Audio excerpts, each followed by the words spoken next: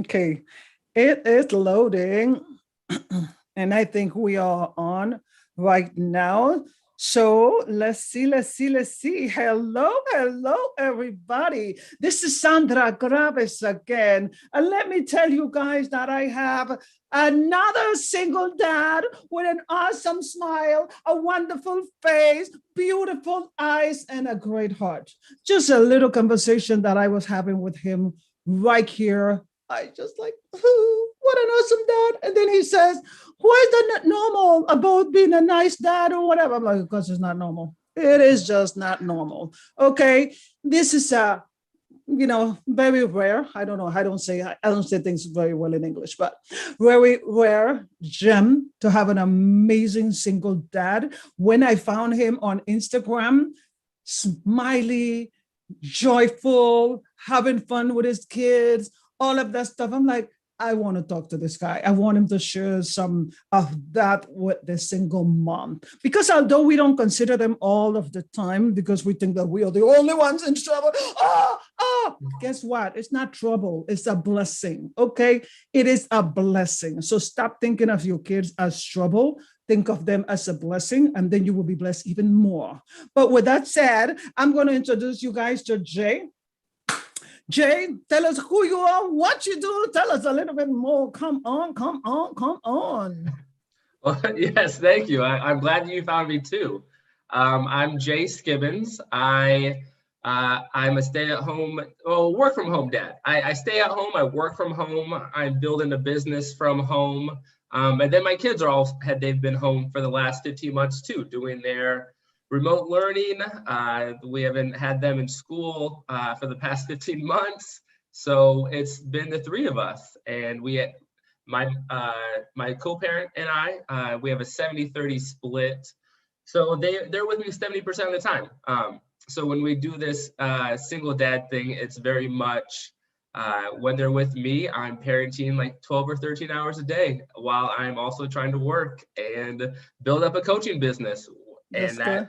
That coaching business is definitely trying to help shed the light on you can do this and have fun. Like that's what this is I do have fun with my kids. And that's good. Yeah. But how was that? Like when you first started being, and I know you have two, so you Yes. have had a lot of practice now to be able to share with us. But when you first knew that you were going to be 70% responsible for them, did you get a headache? What happened? What was it the first time? Like, oh, I'm like, can I do this? What was it like, that feeling first? Well, I'll be honest. The first part of the headache came. We were never actually together. That's like the crazy thing about our situation is that we were never like married. We weren't even like seriously dating. So like the initial headache came from like the original pregnancy announcement. And then from there, it really was like, we started with a 50-50 split. And then from there, it just, the way that her life has gone since that moment and since both our sons being born, it's just worked out that I get to have them more. So that's just something I wanted. I wanted it to happen this way. And I would take more if I could, but like at the same time, I do want them to have a good relationship with their mom too. So it works out really well what we're doing now. That's right. That is good. I like what you said. It's making sure that they have a relationship with their mom, because just like you are trying to make sure that they have a relationship with their mom, you single moms need to make sure that your children are having a relationship with their dad. Well, if you can, some of those you cannot solve. Some of those things, and it's just like vanish, right? But if you can, definitely try to work that out so that they don't grow up with that hate and that resentment, and they can be very healthy. So I like what you said there. But you mentioned something about fun, and I know that we were supposed to leave that for the end, but I'm going to actually talk about fun, beginning, middle, and end. So what are some of the things that you feel that as a single parents are fun for you and your sons, right? Well, I mean, to be completely honest, we just went to lunch, and I think that I forgot with COVID how much fun it is to take my kids out to lunch and like sit down at a restaurant and see them interact. I mean, my boys are 5 and 6. Like they would say 6 and 10 months and 5.5. So they're getting closer to the bigger ages. But just to see them interact with like the waiter and just try to crack jokes at the waiter and be silly. I wonder where they got that from. I mean, because they're their own people. They have their own personalities. And I encourage that, and I want them to always like tap into that, because I'm barely figuring out how to be me, so I don't want them to try to be me, right? Exactly. Oh, good point. Yes, yeah. Good point. Yeah, I'm going to try to encourage them to be themselves. Okay, but you were talking before, like you have two, right? Yes. But they're very different from each other. 100% different. Yeah. So how do you handle that? You kind of use them off of each other. That's a big part of it. But then also you take what you can from each one. Like my younger one is like my like bear cub. He's a very cuddly, affectionate, physical young man. So like when I need a hug, he's like, he'll squeeze. Like he'll for real give me like a real hug. And my older one is not as physically affectionate, but like verbally and like as far as like the same wavelength. We can like talk. We'll just talk. Like he loves being asked questions. I love seeing where his mind goes with questions. So you just kind of, with the differences, you play off their strengths. Yep. I like that. That is definitely true. Because when I was a single mom, I have two, and when I was raising my son, things was totally different. Like he's stimulated mentally. Like everything is conversation. He's inquisitive about everything. Why this? Why that? Why whatever? Why what? The other one was, I'll do this, I do that. She jump, just do everything, but very huggy and affectionate. And she cook for you and all that kind of stuff. So I have to get used to it, because although I'm a woman, I grew up as a tomboy, but I have to learn how to be feminine. Okay, yeah. Seriously, because I had a daughter and I was always used to being a tomboy. And when I have my son, it's like, I'm tough. Why? I can handle it. Now she comes, is always like too sensitive and all that. I'm like, ooh, there's lots to learn here. So there was a lot of things to learn there. So I could imagine what is it, even you have two boys, is totally different. Yeah. Well, and I think that's a good point, because my older son, even though he's like the brainier, like think things through, his emotions are like explosive. Like when he is upset, like when he'll get a small scrape and he screams. Like it's just, he is 100%. But then my younger one is like, he still like growls at people. So like he'll express his emotions, but like it's more grunts and sounds. Like he can talk, but I think of him as like a little bear cub. He's just the best. Yeah. Well, I just thought it was fun to talk about that, because a lot of time we're trying to get right into the structure, the goals and all that, and we forget how much fun we have with them. Because that's something that I miss. My kids are grown now. So all I have is a whole bunch of memories that I enjoy of when we went to the movies together. Sometimes just simple McDonald's, just playing in the McDonald's place, and and just enjoying them. That was really the fun part of it. A lot of people, I don't have money to take out my kids and all that. I was broke. I didn't have any money. So as soon as I knew that I have like $1 or something, I go to McDonald's. In those times, they had like ice cream cones, 2 for $1. I buy those 2 ice cream cones, and they had the best time. They didn't even know I was broke.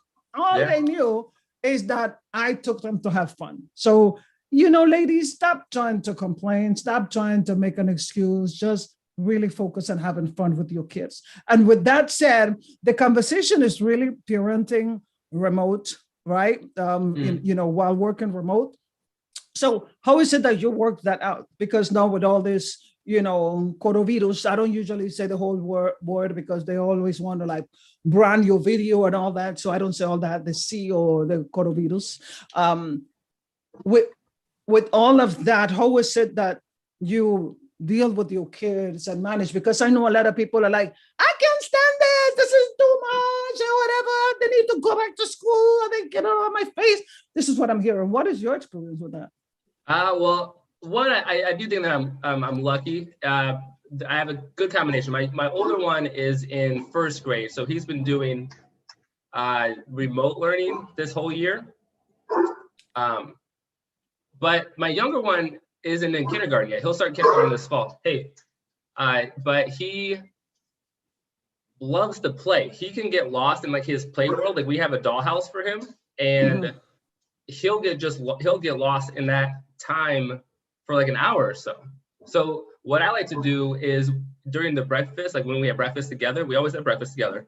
We kind of come up with a plan for the day. So whenever I have meetings, we talk about, like, I've got a meeting at this time, I got a meeting at that time. You talk to them about it?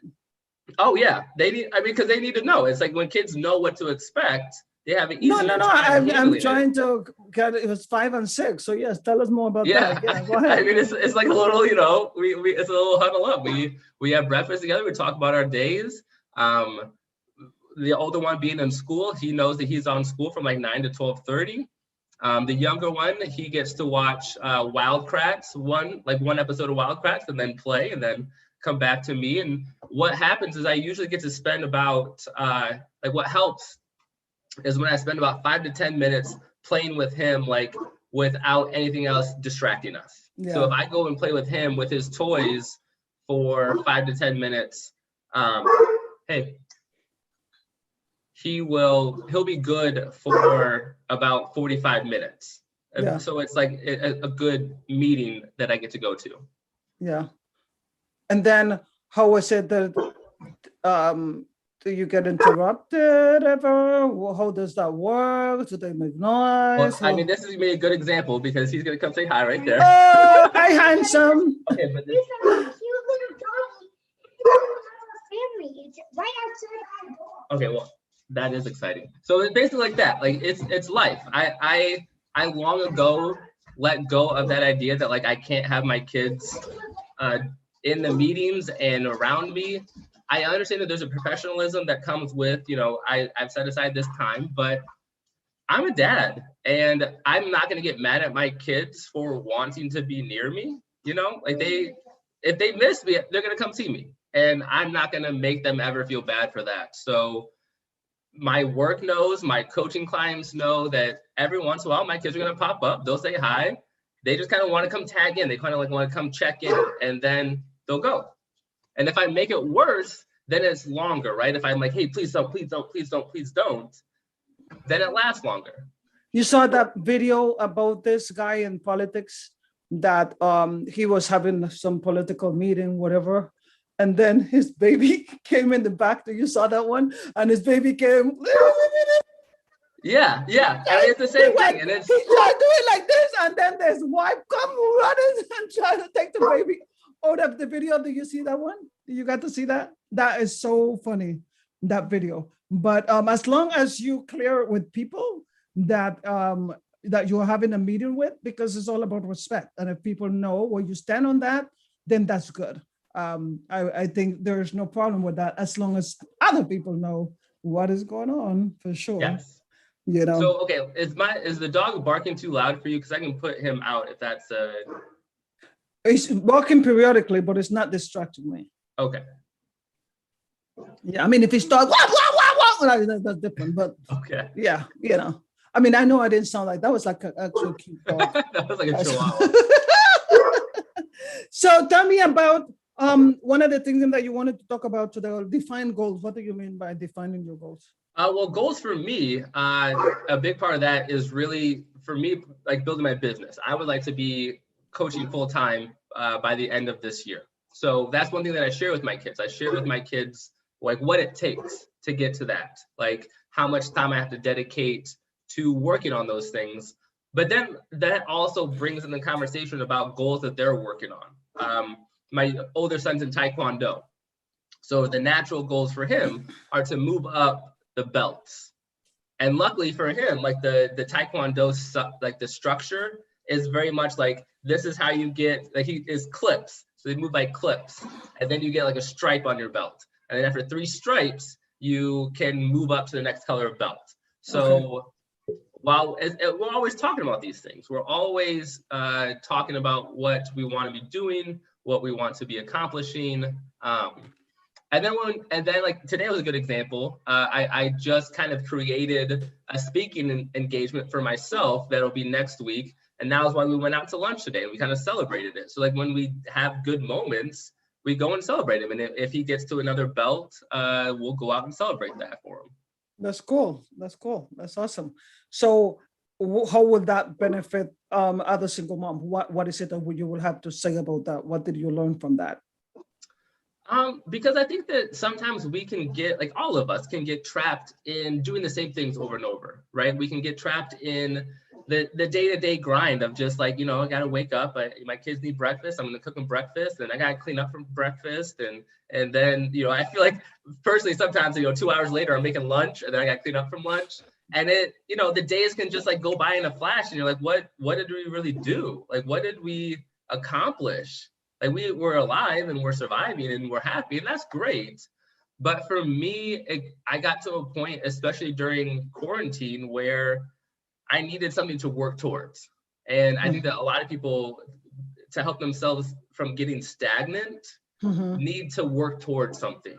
And that could be as little as like, I want to have a garden in our backyard, you know, or I want to start waking up at a different time, or I want my kids to pick up after themselves. So the goal is like, hey, for me personally, I'm not the most tidy person, so I need to start cleaning up more so that my kids see me cleaning up more. So it's little things like that, that when you have things to work towards, you can kind of set your sights on that and then feel good when you accomplish them. So when you're making a plan, how do you make plans for your life? It's really,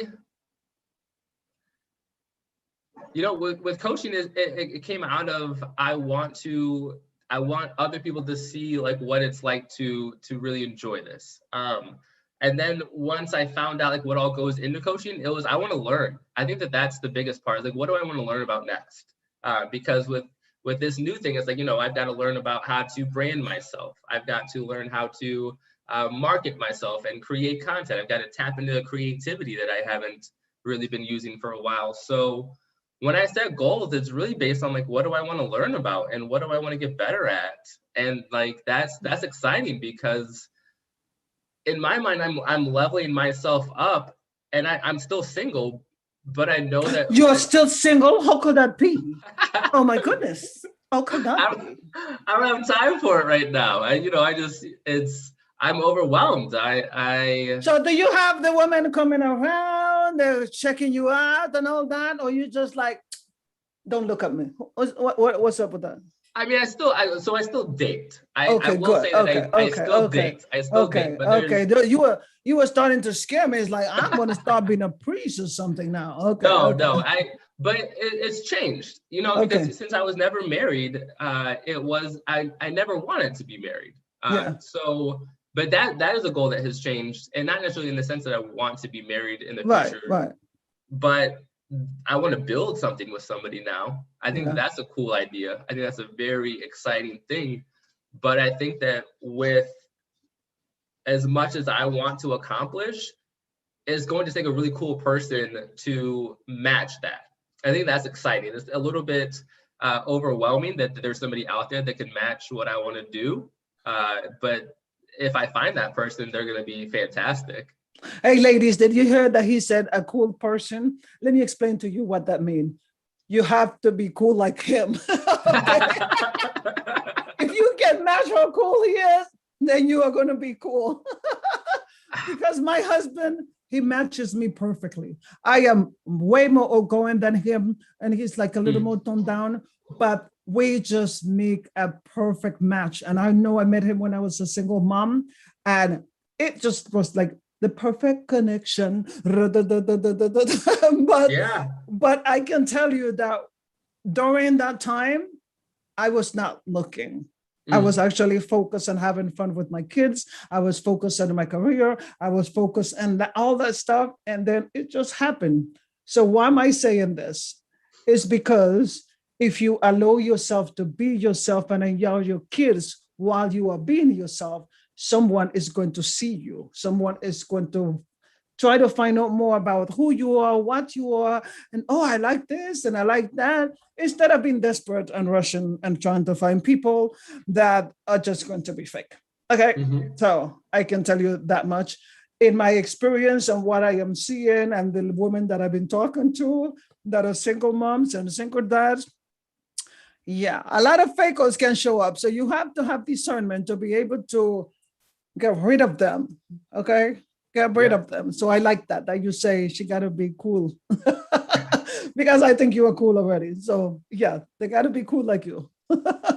Yeah, I mean, and what you said about you and your husband being a good match, like I feel it's a very complimentary thing, and like that you know, like you said, you're more outgoing and he's more reserved, but that Mhm. works. And if Yeah. it, you can't force that.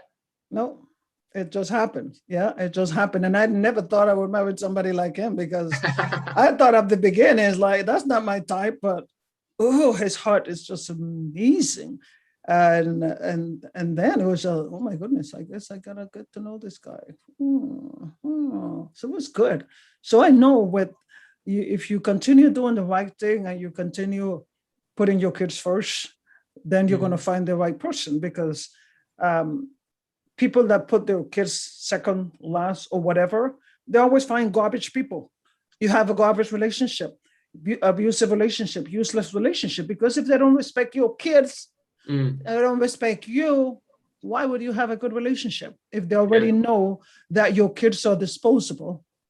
With me, they know that's always a no-no. You gotta go. You gotta go. You gotta go.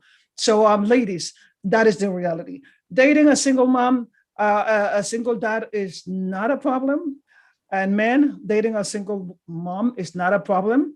But pay attention if they are not treating their kids well, if they are ignoring their kids, if they are doing all that, run as fast as you can, because that is the main thing. If they are not treating their kids right, they will not treat you right. And that is the thing. Look at how they're treating their kids. That's so. And if you end up having kids with them, if they're treating their kids good, they're going to treat your kids good. But if they're not even making time for that, right? Is that cool? right. Yeah. Yeah, and you can take it a step further is it's how they treat themselves, because that's, to me, that's the ultimate like showcase of how you are as a parent, is Mm-hmm. because you want to teach your kids how to take care of themselves. And I think that Yep. that's like in my work with single or with moms in general, is that you can put your like themselves first so much that like that you're not really showing your kids how to take care of themselves. Yes. They're Yes. just they're Yeah. pouring out so much of themselves into their kids, which is born out of love. Yeah. But then there's nothing left for the parent, right? Yes. And Yes. then how do you date? How do you find somebody who's going to respect that? Like there's nothing there for anybody else. Yep, that is correct. And that's one of the things that I just keep talking about people. I know a lot of you ladies out there. Sometimes you feel lonely. You want to have that special person, especially during holidays and all that kind of stuff. But just that they go by and you're back to your independence and your happy moment and all that. But that's just that one moment that you have to hang in there. But those times are going to be good if you are healthy up Hmm. here. If you are not healthy up here, you're going to pick up garbage. You're going to be desperate for anything. And that anything is going to destroy your kid's life. So you do not want to be in a desperate position when you're dating. You do not want to be in a desperate position when you're working, because that you will take all the stress and all that on your kids as well. Right? Yeah. Yeah. No, I mean you are right on it, because it's how you, it's taking care of yourself. Yeah, it's their kids are watching. That's what comes down to, is that everything that you do, everything that I do, my boys are watching it. So, and it's also how I treat the people that I do date. I have to treat them with respect, and I have to treat them like they're important. And if they're not, then I can't fake that. Like Exactly. if it's something that I know is not going to go anywhere, then I can't, one, I can't bring them around my kids, and two, I can't invest my time in it, because anytime I'm investing in that, that's, I know it's not going to go anywhere. I'm just taking away from time and investment I should be putting somewhere else. Yeah. Yeah. I agree with that. So how about the structure part of this? Oh, so that has been a really cool part of like what's come out of quarantine, right? That like there was a while that the days were just bleeding together, and like, you know, we'd wake up and, you know, you don't know if it's Tuesday or Saturday or whatnot.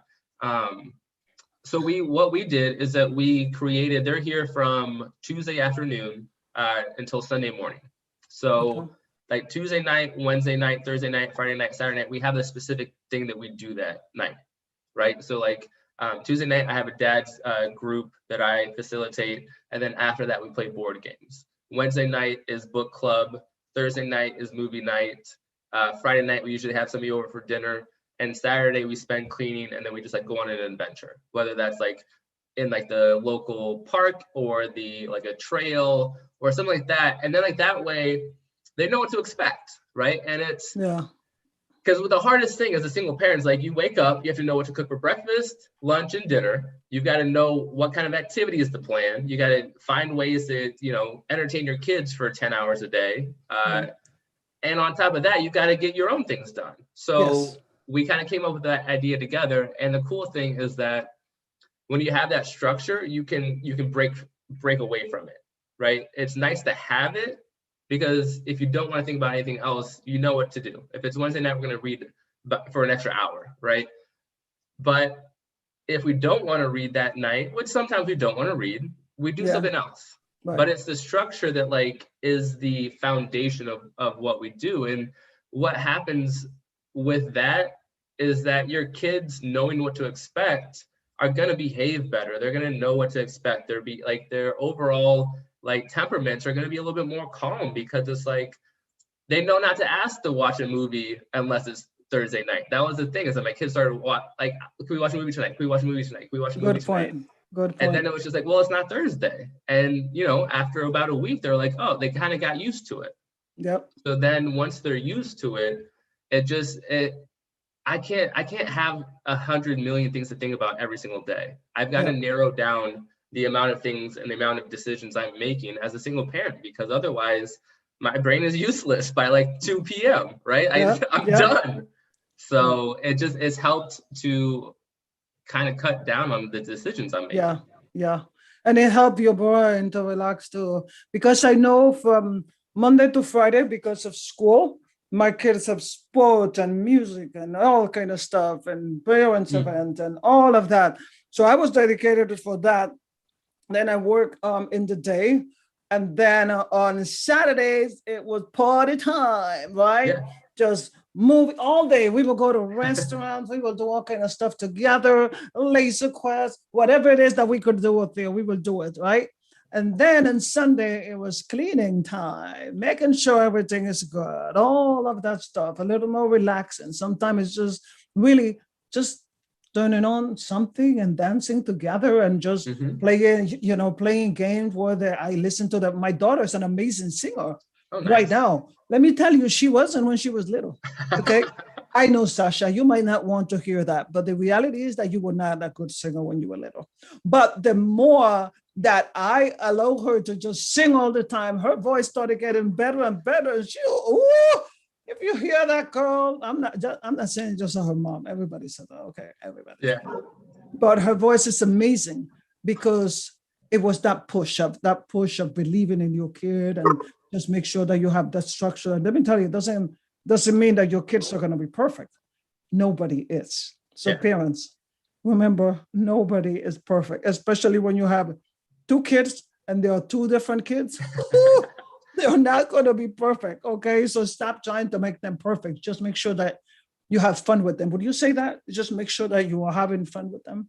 Yeah, because it's you can't stop the other side of it, because we all have our emotions. We all have our, like, I kind of want to throw fits as much as they do, but you know, if we're having fun and if we're listening to each other, that's the big part of it for us, is if we listen to each other, we go a lot farther.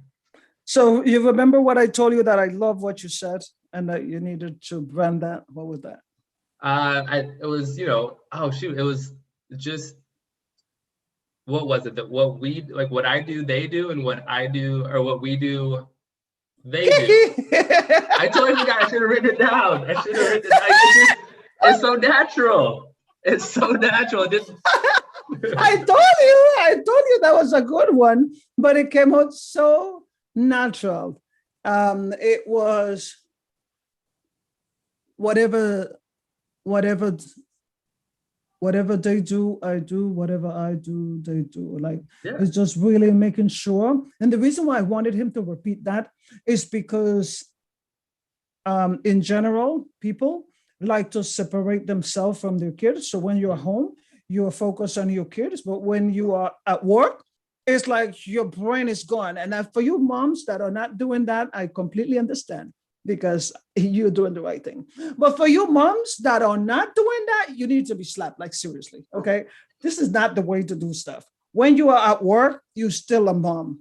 When you are at the party, you're still a mom. When you're in your toilet, you're still a mom. Wherever you are still a mom. Just like the dad.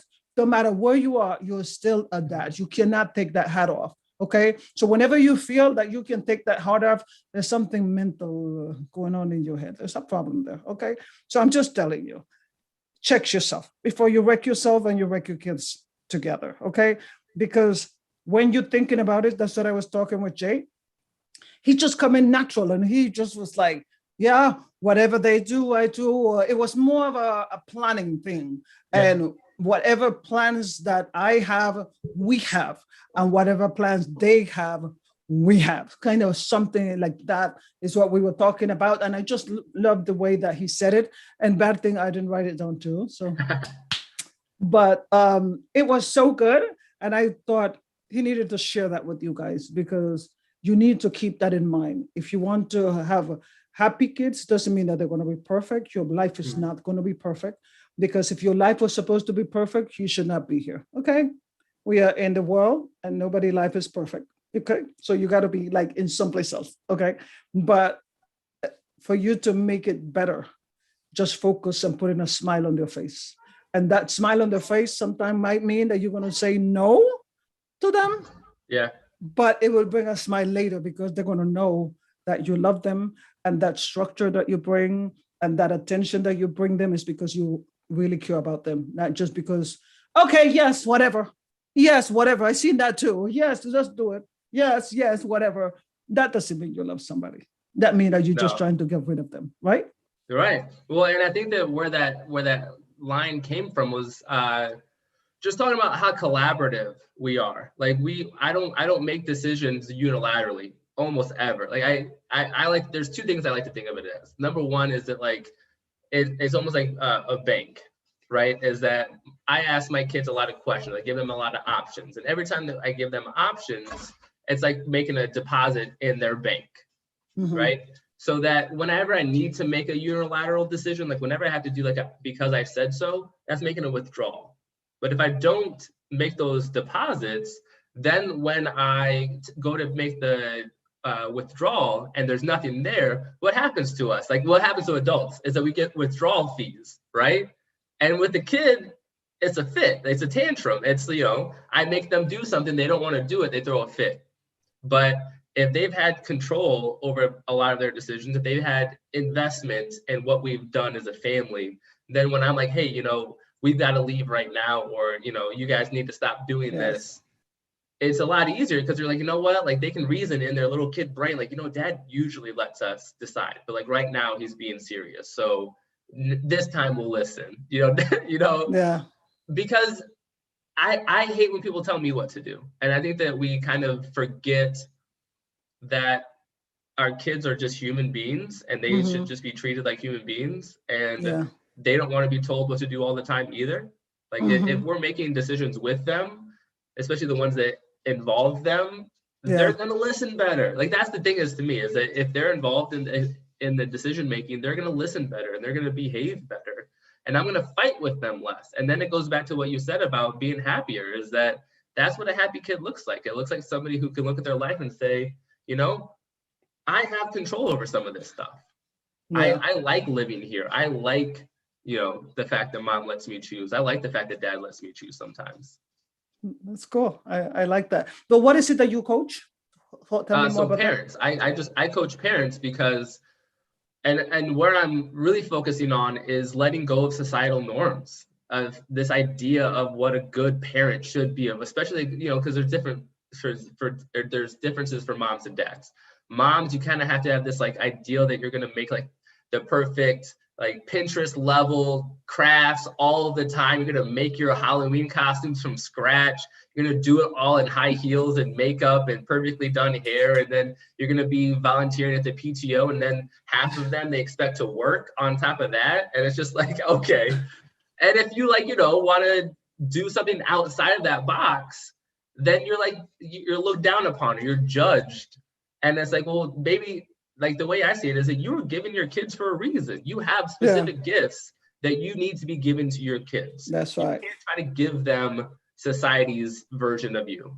You've got to give your kids the best version of yourself. That's so right. I help parents, instead of like trying to tell them what to do, I just try to help them be their best selves, because right. Once they're their best self, they can parent with confidence. Mm-hmm. Yeah, with my kids, it was more of like, you can be whatever you want to be, but you need to do it right. Be the best that you can be at whatever you do. You want to sweep, you want to sing, whatever, just be the best. That's the thing with me on them. Because when I was younger, I used to be a quitter. Okay. When whatever I started, I quit. It was just like, I quit. I tell my kids, you can do whatever you want, become whatever you want, but whatever you start, you finish. If you finish it, you want to do something else, it's okay. But start, finish, and change your mind if you want to, but finish so that later you have something to work with. People that don't finish become losers, because you're never going to finish anything. And that's why one of the things that I push a lot in people is really, I'm a university teacher now, right? Okay. So it's really just letting my students know they really struggle, like they want to quit. I'm like, is that what you want to show your kids, that you're a quitter? You don't want to show them. Finish, doesn't matter how hard it gets. Finish, and then do something else. You already invested the money, you already invested all this stuff. Why would you want to quit? Just finish, even if you get not the best grade, but finish. Even if you are last, just finish. That's one of the things that I like to let people know. You're going to make a whole bunch of mistakes, embrace them. They are just lessons, or not mistakes. Just embrace it, and it's just going to help you become better. But I was one of those people that was trying to be like perfectionist. Yeah. That's not going to help you, but you got to be a finisher.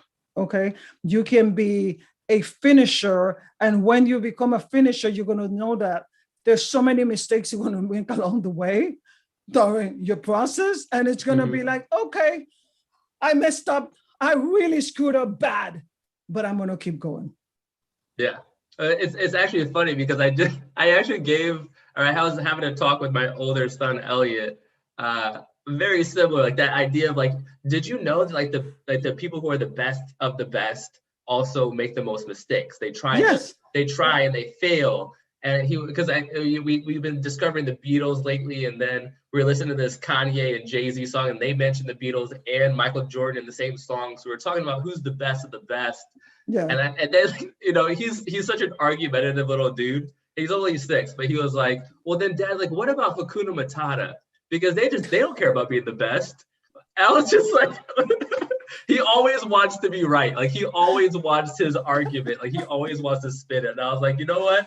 I guess not everybody wants to be the best, but if you want to be the best, you got to try and fail. And it was so, because it was like sometimes you can tell your kid, you can have this beautiful conversation that like you really feel like you're getting the point across, and they're like, being the best is not about competing with other people. It's your best. Yeah. So people have it wrong. Being the best, people always see it that you want to compare yourself. I don't compare myself with people. Yeah. Because I am me and I'm amazing just the way I am. But I'm always being the best that I can be. I'm the best from yesterday. I'm the best all the time. I try to be the best me. There's nothing in comparing myself to people. I let my kids know that is not being your best. The best is you. You always want to compete with you. Mom, single mom, wherever you are, stop looking at all the garbage out there that they actually act like if they are doing so amazing. And then when they close the door, they're crying, suicidal. They want to do all that stuff. If you compare yourself with them, that is what's coming for you. So be the best that you can be for yourself. That is what I encourage the people to do, being the best. It's not just competing with all these stupidest people over here that they want to portray one thing and then their life is something else. That's a waste of your time. Your neighbor that have the fancy car, they got a better job. You don't know who she's sleeping with, how she got the job. You don't know that, Yeah. So I know that because when I was young, I used to compare myself with this girl that I really love. It was my best friend. I want to be like her. I want to be like her. I want to be like her. I want to be like her. And guess what? I realized that my God was protecting me from not being like her because she was earning all of that the wrong way. And when you asking for being like somebody, you don't know what's behind the door and you're going to get it. So we have to be very careful about who we want to become. And that's why I encourage people to just be the best you. You made a mistake before. I know what you can do better. What did you learn from that mistake? That's basically what it is. And my daughter, she has been my headache, right? But she is getting stronger and stronger each time, and she's making changes because she's always been better than herself, not being better than anybody else. And that's what I like to let people know. Always be your best, but being your best is not with other people. It's no comparison to people, right? Yeah. I mean, like kind of what we're talking about, because sometimes you're still you once you become yourself, you're like looking around for other versions of you, and it's harder to find. And you just have to continue pushing yourself forward. That's right. There, like once you really fully realize yourself, you are a very unique person, and that's what our superpowers are. Is that you're right. Like, I mean, I think that I'm dope. I think I'm one of the coolest people ever, but I don't like you said, I don't think I'm cooler than other people. I think that my kids are amazing. I think that my kids are like the most special people in the world, but like, I think that whatever is inside of them that makes them special, like other kids have it too, right? Yes. Like your kids are special in the same way that my kids are special. Yeah. But like I'm looking at mine and you're more looking at special yours, than right? yours. Yeah. Mine is more special than yours, right? Yeah. But that is the thing. When we actually one of the damaging things is that and I know that is very much in a lot of cultures, is always competing with the other kids, beat them. Because I know when I was younger, my sister used to say, look, you got this grade and she got this grade and you got this grade. Yeah. That was so tormenting for me. That's the reason why I'm like, no. But I better believe me, no, my kids did have good grades because it was like, you don't have anything to do. I'm working, I'm doing anything. You have nothing to do. Okay. When you show me that you have other stuff that you can do, then you don't bring me the grade. So with my son, I remember when he was playing sports, it's like, if you can play sports, if you bring me the grade, that's it. Yeah. So he wanted to play sports. So he brought me the grade. He did bad in the grades. I took him out of sports. Then the high school coach come and talk to me. And he said, oh, no, but we are with the final and he's so good. I said, why weren't you telling him that when his grades was going down? Why didn't you think about that? But know that you need him for some final sports event. Now you need him? No. You need to encourage him through the whole year to be better than himself. Because when all the sports finish, they have nothing, no job, no nothing. Okay. So that's what I'm saying. It's really just, you got to stick to your plan, be some flexibility, have fun with your kids, but never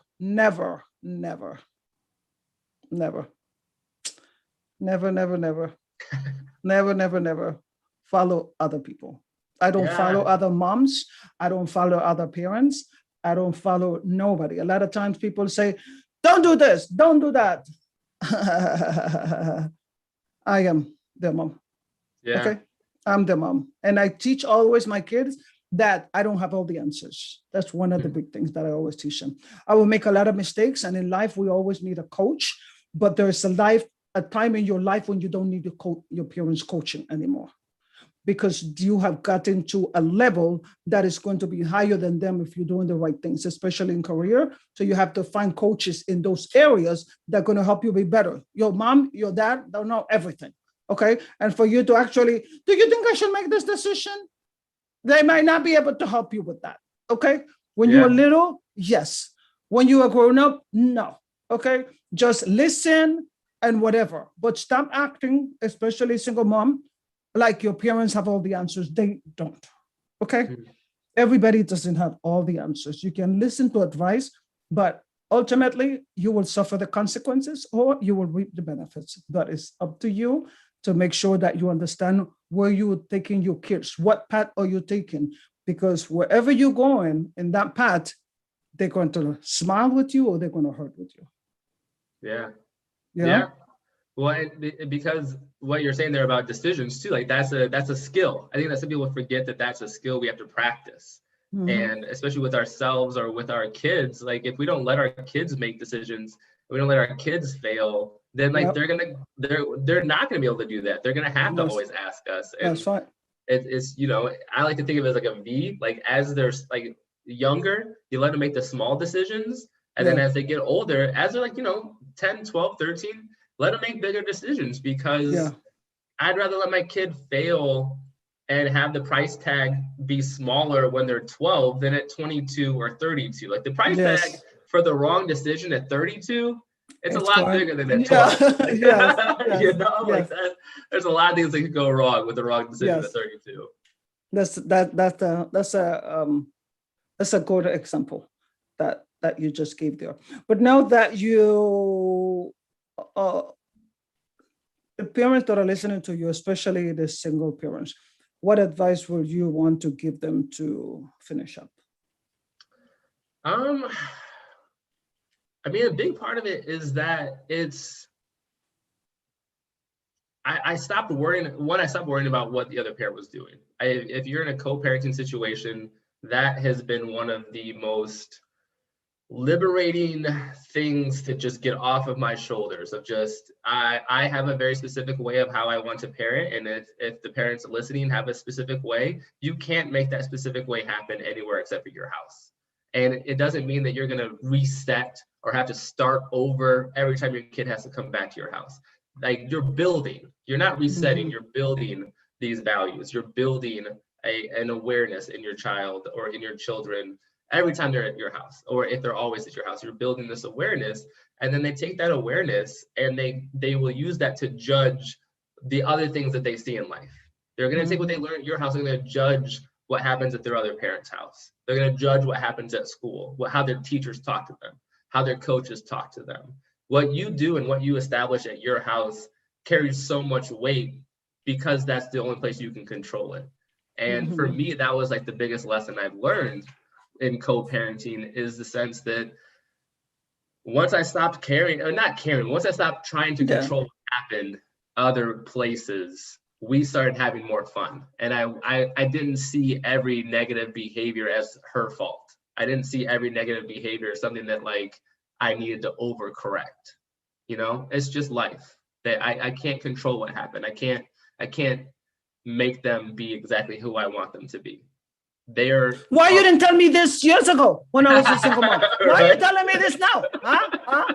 Man, I used to struggle so when my ex-husband will bring back my daughter. Oh, Yes. oh my goodness, I couldn't stand what she was looking like, not anything like that. It was just like she was like 3, 4 years old. She had makeup on. I was just like, I told you not to dress her like this. Mm-hmm. It's just a little girl. Oh my goodness, I used to struggle with that. It was a nightmare. But later, I had to get to a point where it was just like, I can only control what I have over here. But by that time, I already stressed out. Yeah. Well, and that's the difference with, in having two kids that are so close, is that like one, when I get him back, is like manic, right? He's like he's bouncing off the walls, and the other one like needs to sleep for like 3 days. So it's just like but whatever. Like it's, if I can control it. Good. Come to my house and you can get that sleep. Yeah, Come to my house and I'll give you that attention. Come here and you know what to expect. yeah, Like that's what I can control. And yeah. it makes me feel like an awesome parent knowing that I can control those things. That's right. That's right. They knew that when they come back home, they needed to do what happens in Yep. my house. I have rules in my house. We have fun too, but I have rules. You got to go by those. You can go to anybody's house, okay? But I have rules, and Yep. those actually people always ask, you know,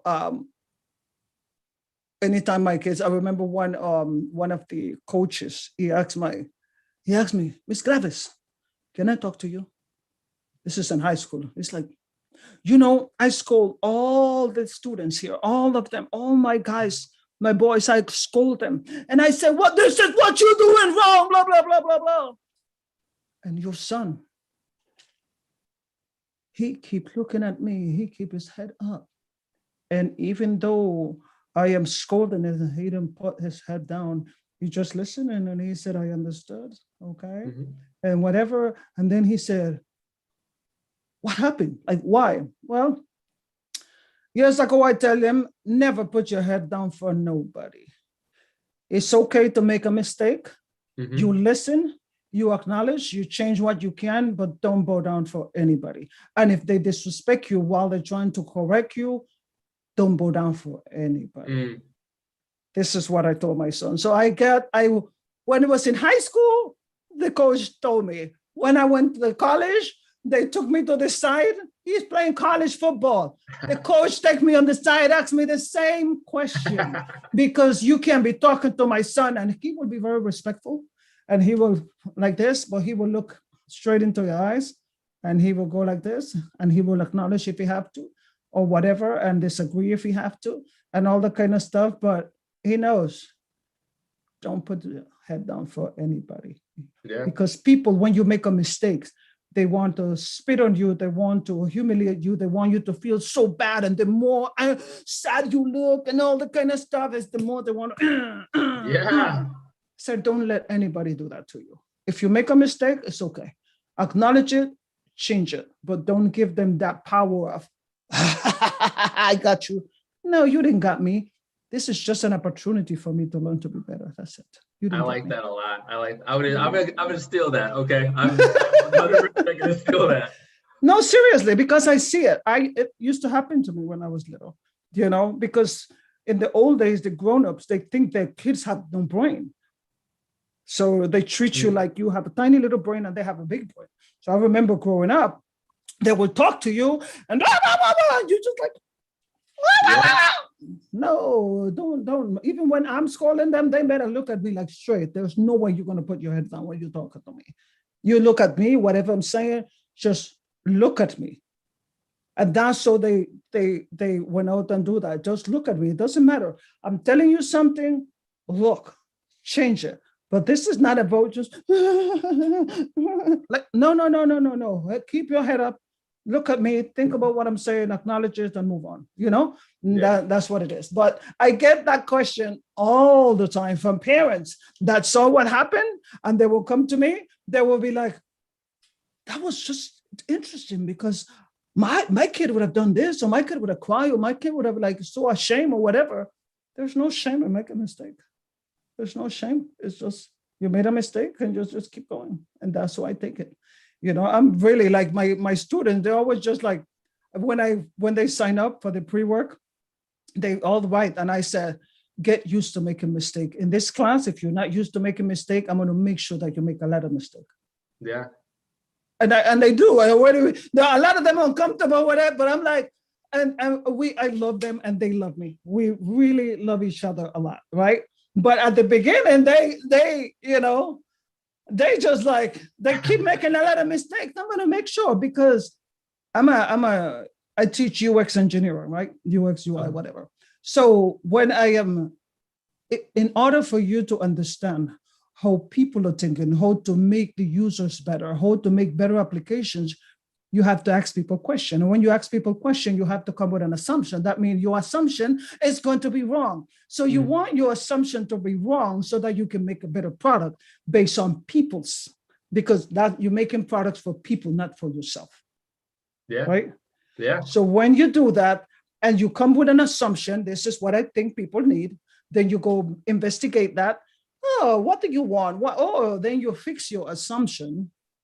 And then you realize, okay, I need to edit this, I need to edit that. So they are going to make mistakes because that's how innovation happens. People make mistakes and then they create innovation, right? It's the same way. We are not going to get better if we are not getting comfortable with making mistakes.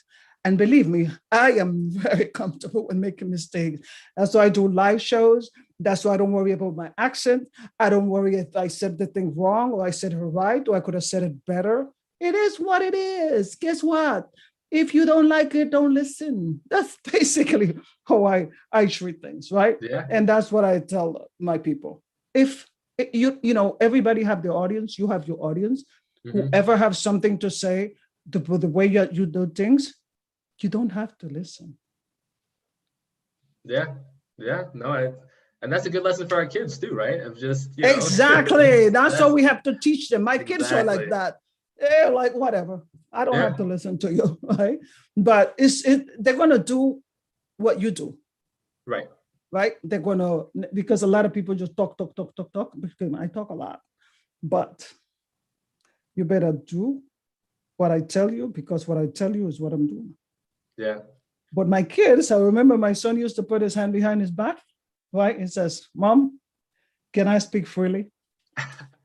Because he knows I'm not always in the mood to listen to him. Okay? Sometimes you come at the wrong time and your opinion is going to just tick me off. Okay?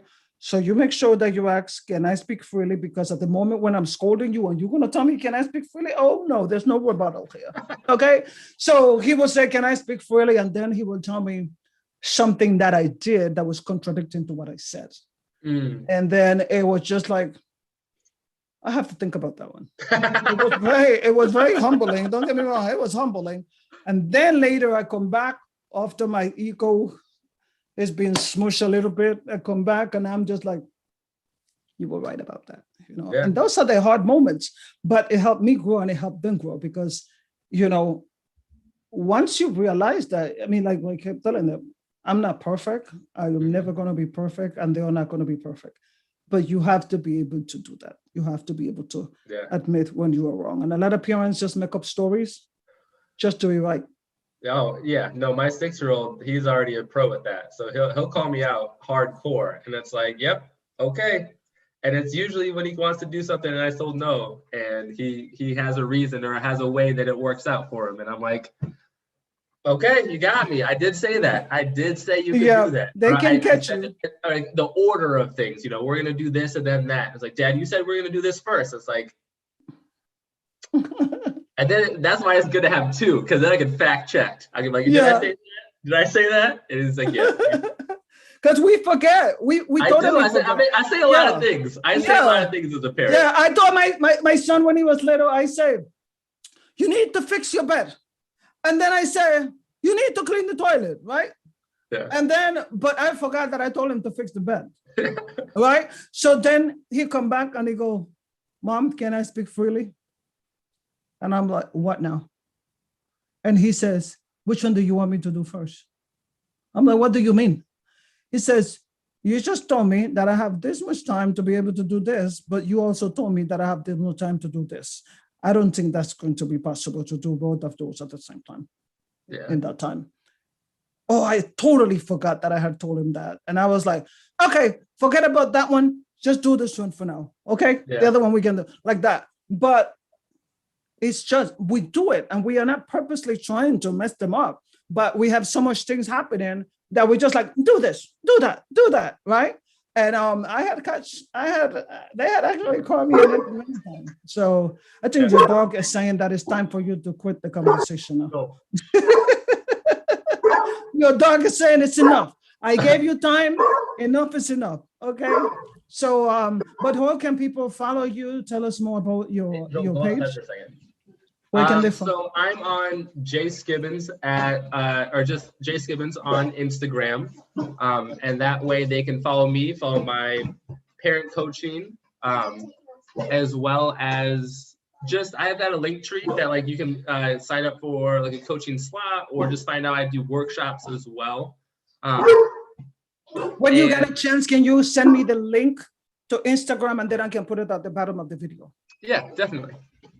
So yeah. You like so that's the best way to get a hold of me. And then my just a message or anything like that. That's the best place to get a hold of me. I'm mostly on Instagram. I'm on Facebook, but Facebook I don't really pay attention to as much. Yeah. So Instagram's the best way for right now. Yeah, it's a good portfolio to carry. That's it. You don't need all the other stuff. No, thank you, Jay. It's been a pleasure talking to you. May you continue to be blessed. May you continue to have fun with your kids and have your structure and, of course, your fun with Yes, everything. always That the is very fun. And important. thank you. This was Always a fun. pleasure. I really appreciate talking to you. Well, I thank you so much. Thank you for putting up with me. I know Oh, of when I course. give you the title, you said it does not mean that that's not a good title. I laughed so much after you. I laugh. You can see I left you that recording. That was so good. I was like, oh, we're gonna have a good conversation. But Good. anyway, Yes.